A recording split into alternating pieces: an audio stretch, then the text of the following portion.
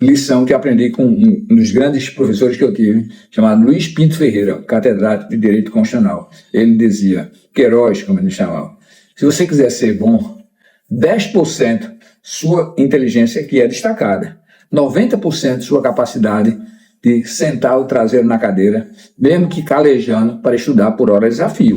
Eu cumprimento a todos e, sobretudo, os jovens estudantes e profissionais de direito, e minha fala hoje vai ser voltada exatamente para esse conjunto, aproveitando o 11 de agosto, a criação dos cursos de direito, para falar um pouco sobre as carreiras jurídicas, digamos, desenvolvimento do Brasil, evolução, estágio atual. Todos sabem que os cursos jurídicos no Brasil foram criados em 1827, os dois, de São Paulo e o de então em Olinda, e depois a faculdade migrou para o Recife, com um objetivo muito simples, usando o modelo de Coimbra, de formação de quadros qualificados para a administração pública, para os cargos políticos, para os cargos do judiciário, enfim, para dar uma estrutura qualificada ao Estado.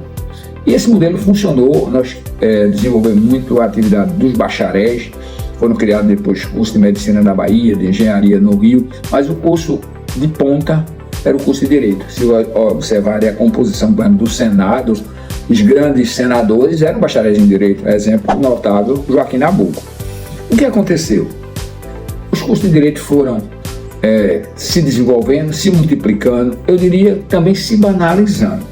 Hoje nós temos no Brasil, dados do CNJ, 1.240 cursos de Direito.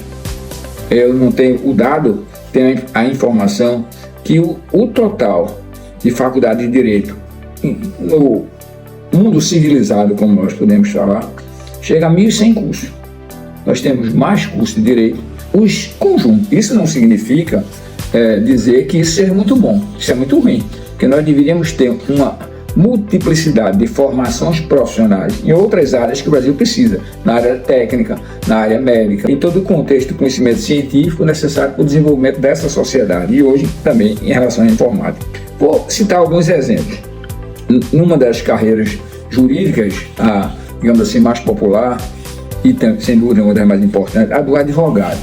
Nós temos um conjunto de bacharéis no Brasil extremamente amplo, que chega a um patamar de mais de 1 milhão de advogados. Imagine que esse número é um número que já ultrapassou todos, não é só o número de bacharéis, mas o número de advogados é muito maior do que em qualquer outro país. Você tem, por exemplo, na Inglaterra, uma hierarquia em função da qualificação e do tempo de profissão, para quem pode atuar no primeiro grau, quem pode atuar no segundo. No Brasil não, o indivíduo obtém a carteira da ordem, do que ele pode fazer sustentação oral no Supremo Tribunal Federal. Então, essa quantidade excessiva desqualifica a profissão. Eu diria que se nós tivéssemos 10 vezes menos advogados, tivéssemos no Brasil todo 100 mil advogados, se muito, atenderia nessas necessidades, desde que fossem advogados qualificados. E isso gera um problema também, um problema de mercado de trabalho. Quando a gente observa a questão, o jovem que vai se formando, ele observa a questão do advogado, ele tem em mente o advogado de um escritório de grande porte, extremamente qualificado, que leva muito tempo para se chegar. É como quem na área de futebol observa um Neymar, um Messi, mas a maioria dos jogadores de futebol está na faixa do salário mínimo. A maioria dos bacharéis em direito, advogados, está iniciando recebendo um salário mínimo e meio, se dando satisfeito por estar empregado. Essa é a regra. Eu já vi casos conhecidos de escritórios grandes de São Paulo, onde, digamos assim, a cabeça do escritório está em São Paulo e a máquina de produção está em Campo Grande, Mato Grosso, porque o advogado da produção é o advogado mais barato no estado mais pobre. Então, isso não é bom.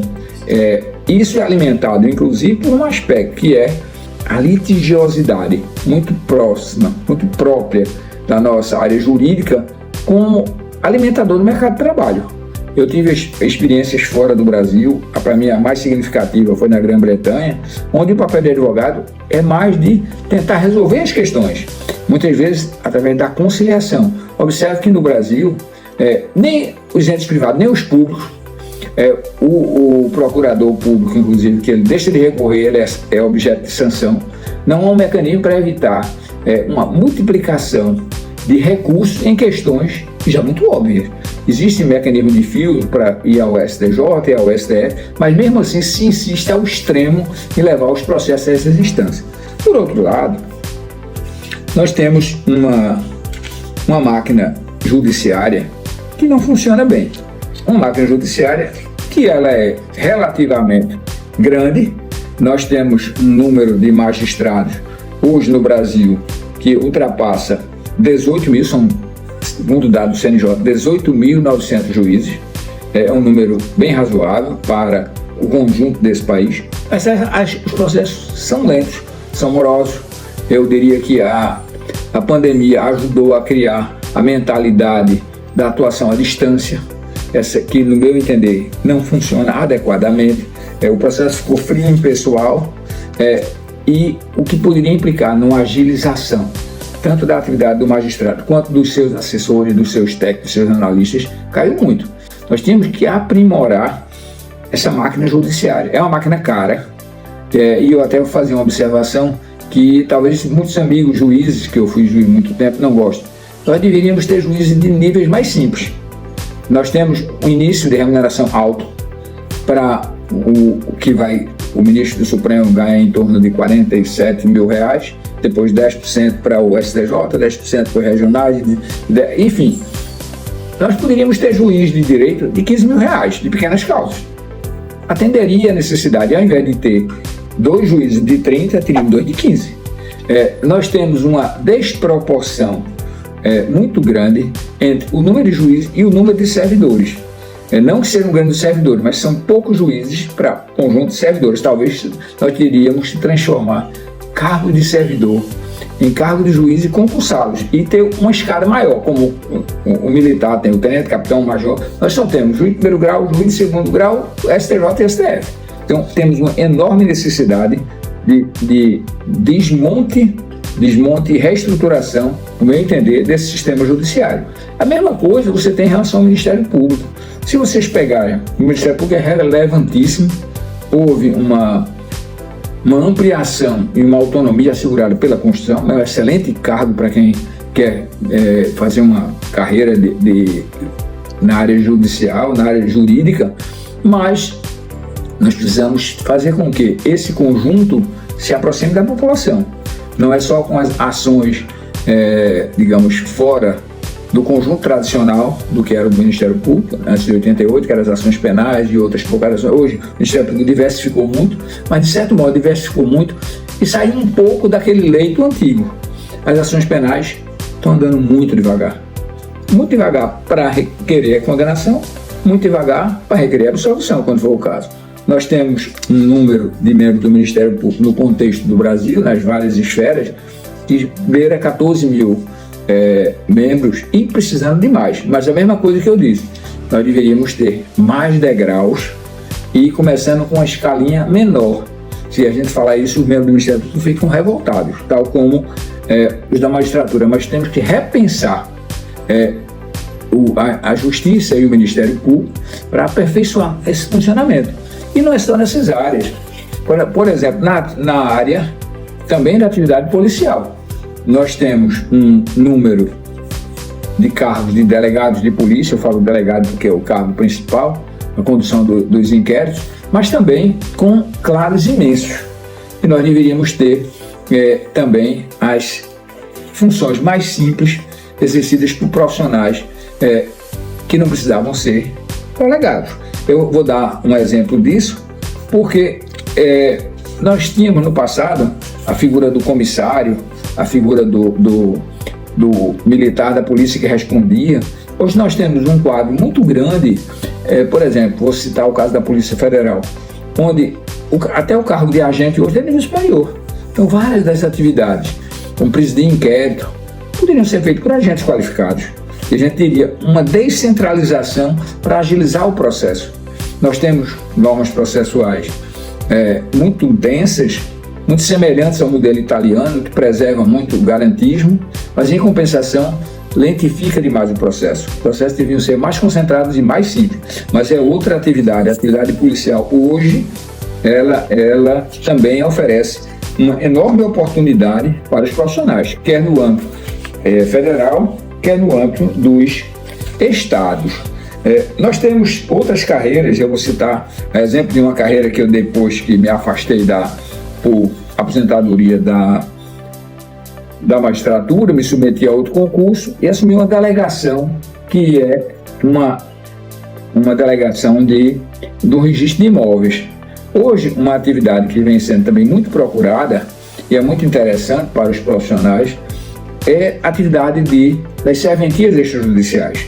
E aí eu faço um parênteses para lembrar que para o ingresso na magistratura hoje, para o ingresso nas serventias, a necessidade de prévia aprovação num concurso nacional organizado pelo CNJ, no caso do magistrado do ENAM, no caso da magistrada dos cartórios, o chamado ENAC, que tem prazo de validade de vários anos, e essa é a habilitação mínima para você cursar aquilo, para evitar que, com interesses locais, façam com que pessoas consigam burlar a regra do concurso.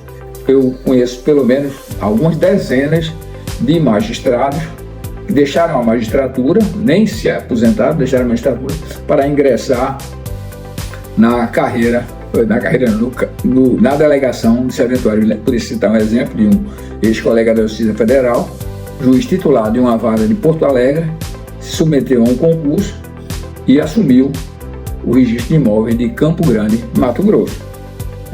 Outro exemplo de uma juíza muito qualificada de São Paulo, que se submeteu a um concurso e assumiu o registro de imóveis em São Paulo. Hoje, a magistratura, que já seduziu tanta gente, não é mais tão motivadora. Então, o que eu digo? Direito é um campo muito vasto. Direito é um campo que oferece opção para a magistratura, Ministério Público, atividade policial, serventuário, fora outras como os cargos de auditor, onde, embora sejam multidisciplinares, mas o profissional de direito leva uma enorme vantagem nos concursos públicos. Mas o importante é, se você pretende seguir carreira jurídica, o caminho é você ser, não um bom, é você ser dos melhores. E você vai ter que concorrer. Vejam um dado da OAB. Hoje, dado de agosto, agora, existem no Brasil 1.551 faculdades de direito. Isso é um número, assim, aberrante. Não é possível 1.300 e alguma coisa. 1.551 é o número de bacharéis em direito. Então, você no meio de 1.551, concorrendo para, digamos, alguns milhares de cargos de juiz, de Ministério Público, defensor público, delegado e outros cargos privativos, analistas judiciários dos tribunais, você não pode estar nem nos 20% melhores, você tem que estar nos 5% melhores. Fora também ser, que não é menos nobre, é tão quanto, você ser integrante de uma boa equipe de advocacia, de um escritório, que evidentemente que os escritórios só terão interesse em ter os melhores. Não adianta alguém imaginar que por um sobrenome ele vai conseguir as coisas. Ele pode ter alguma facilitação, a gente não pode ser fora da realidade, mas direito ainda é uma profissão que dá grandes chances, mas grandes chances para aqueles que procuram se capacitar. E não é sair de uma faculdade de Direito da USP, faculdade de Direito da Universidade Federal de Pernambuco, da URGS do Rio Grande do Sul, que vai lhe assegurar nada. Você pode vir de uma faculdade, eu conheço vários exemplos de profissionais de faculdades muito mais simples, mas que foram muito bons alunos e hoje estão extremamente qualificados. Então, o conselho que eu dou aos bacharéis é: estudem, se qualifiquem e se preparem. Eu vou repetir, para encerrar minha fala, uma lição que aprendi com um dos grandes professores que eu tive, chamado Luiz Pinto Ferreira, catedrático de Direito Constitucional.